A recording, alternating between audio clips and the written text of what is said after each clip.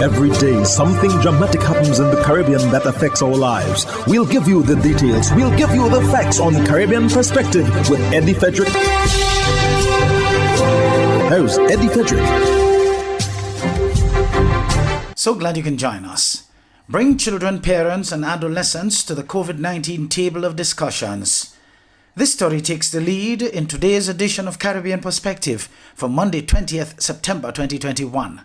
Details when we return. Hubbard's big promotion is back. Live free for 1 year. Spend $50 or more in any Hubbard's department and receive a chance to win big prizes every month. Property or vehicle insurance for 1 year. Free internet, cable, and data for 1 year. Free fuel for 1 year. Free cooking gas for 1 year. Free electricity for 1 year. Free drinks for 1 year. Extra cash account and the big free groceries for 1 year. Promotion runs from April 1st to September 30th, 2021. Live free for 1 year with Hubbard's in association with Solgas, Flow, Grenadian General Insurance, Carib Brewery, Coca-Cola, Grenada Bottling Company, Grenlec, Communal Cooperative Credit Union, Dutch Lady Milk, Promo, Danny and Supreme.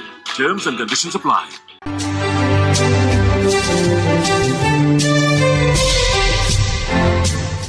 Welcome back.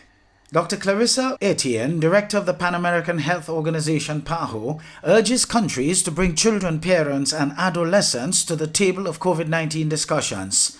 More in this Barbados Today news item. The PAHO head explained that at the beginning of the pandemic, the virus was having a disproportionate impact on the elderly, and as a result, too many children and young people still do not think they are at risk.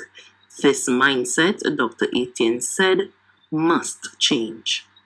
It is important that children and teens understand their risk of getting sick and the role that they play in preventing COVID-19 transmission.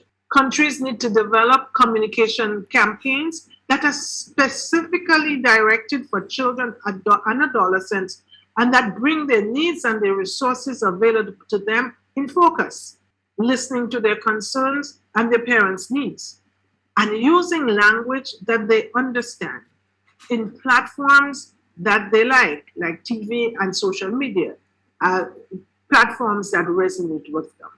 Today, children and teens across our region are at risk of becoming the generation that missed out on the health, education, and social opportunities that they needed to reach their fullest potential.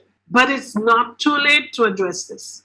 Countries must act urgently now to restore health, education, and social services to minimize the impact of this pandemic so no child or teen is left behind, because their future is ours too. The Commonwealth of the Bahamas has a new government following Thursday's snap elections held ahead of the May 2022 due date.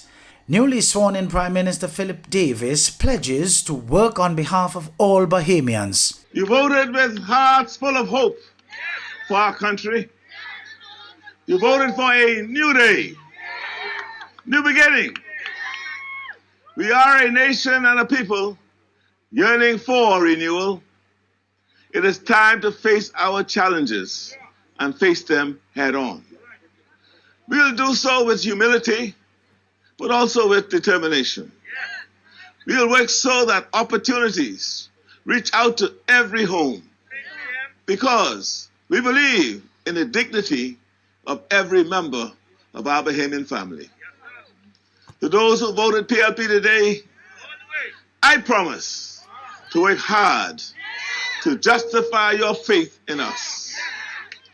For those of you who voted for a different party today, I pledge to work hard to overcome your doubts.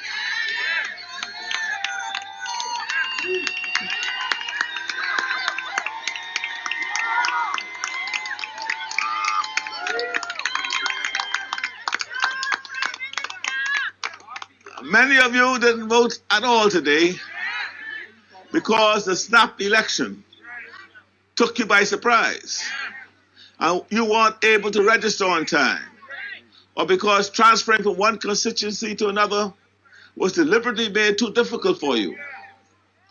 Many of you didn't vote today because you are afraid of being exposed to the virus. The protocols for protecting voters were only published at the last minute. It is the first time in our modern history that a government has worked to disenfranchise voters and suppress turnout. But I want to say tonight, whether you voted PLP or for the other party, whether you came out to vote or you weren't able to vote, our government will serve all Bahamians. Barbados' Prime Minister has underscored the importance of empowering young people to become global citizens. Details in this Barbados Today report. Motley stressed this point today as she delivered an address at the opening of the 3-day UNCTAD Youth Forum. The forum focuses on innovation, inclusion, and youth empowerment for developmental transformation. The Prime Minister encouraged the youth not to become dismayed and suggested that their resilience for hope and passion would help the world to rise beyond this point. I believe that has to be the goal of all of today's leaders, to nurture a generation rooted in the culture and values of their nation, yet confidently global in their thinking and their outlook. That is my fervent aspiration, my friends, for all of our young people. Our world needs it now more than ever. That commitment to the global realities that must reflect the best of who we are, the humanizing influence that will cause us not to have the kind of schisms and separations that have literally caused too many people either to die or to be literally sealed into deprivation and poverty and lack of opportunity. We want a different world, and we want a world where that consciousness and where principles matter. The hurricane season is now upon us, so we as Caribbean people need to remember to think safety and be prepared. Avoid venturing outside during a storm or hurricane, especially if there are strong winds. Rooftops and other debris are often blown about and can cause great damage.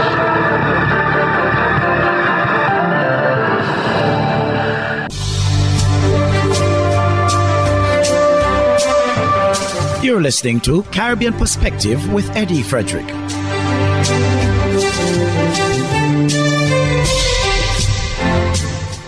Facebook has announced that it is taking a more aggressive approach to shut down coordinated groups of real-time users engaging in harmful activities on its platform, using the same strategy its security team takes against those using fake accounts. More in this report from Reuters TV. The company told Reuters the new approach uses tactics usually taken by Facebook's security teams for wholesale shutdowns of networks engaged in influence operations that use false accounts to manipulate public data, such as Russian troll farms. It could have major implications for how the social media giant handles political and other coordinated movements breaking its rules at a time when Facebook's approach to abuse on its platforms is under heavy scrutiny from global lawmakers and citizen groups. The approach will target real accounts that systemically break its rules through mass reporting, where many users falsely report a target's content or account to get it shut down, or brigading, a type of online harassment where users might coordinate to target an individual through mass posts or comments. The expansion means Facebook security teams could take more sweeping actions than the company removing posts or individual accounts as it otherwise might. Over in Jamaica, more nurses are said to be taking the COVID-19 vaccines. President of the Nurses Association of Jamaica, Patsy Edwards-Henry, said this is a good sign for her members.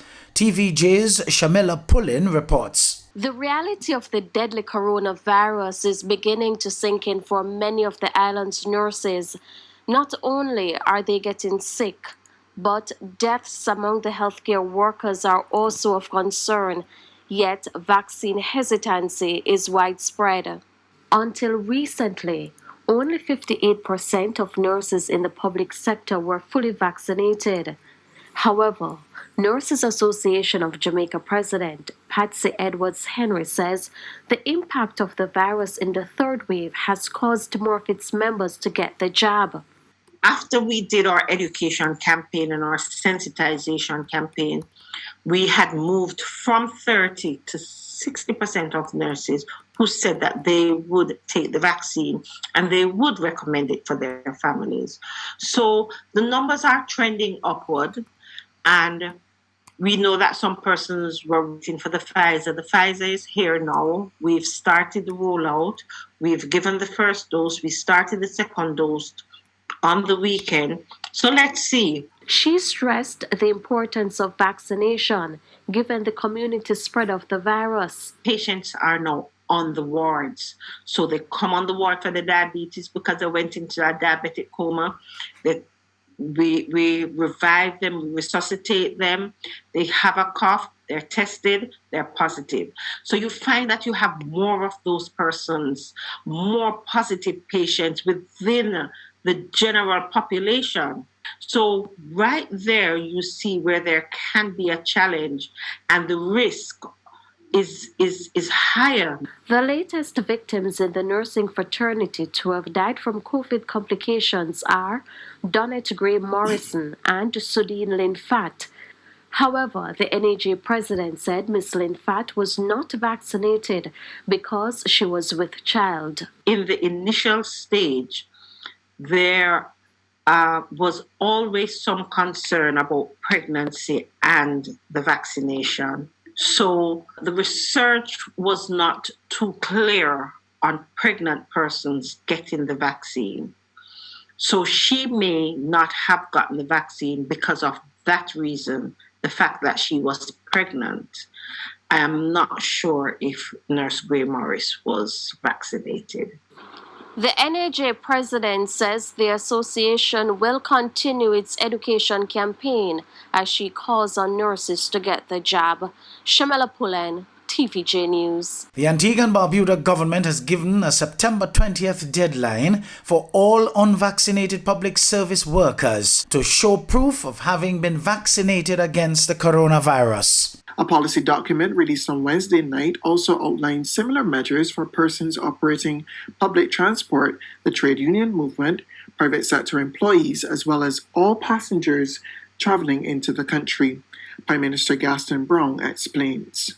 Yesterday, the Cabinet took a most magnanimous position to act in the best interests of the people of Antigua and Barbuda, to put the public good ahead of political self-preservation, and at the same time to act courageously, to act with strength and resilience. I've said to my colleagues that we must be courageous enough to make the decisions that are in the best interests of the people, which we did yesterday. But obviously there are some who will challenge the mandates, and we must be strong enough to stand by those mandates and at the same time be resilient in order to recover from any missteps. Did you know that your friends and family can now shop at the Food Fair from anywhere in the world and you can receive here in Grenada? The Food Fair and GrenadaMarket.com now make it possible through secure online shopping and personalized customer service. Simply send your loved ones a list of your preferred items or let them fill an online basket and the items will be available for pickup or delivery. Visit GrenadaMarket.com or thefoodfair.gd today for more details. The new norm. Spread the news.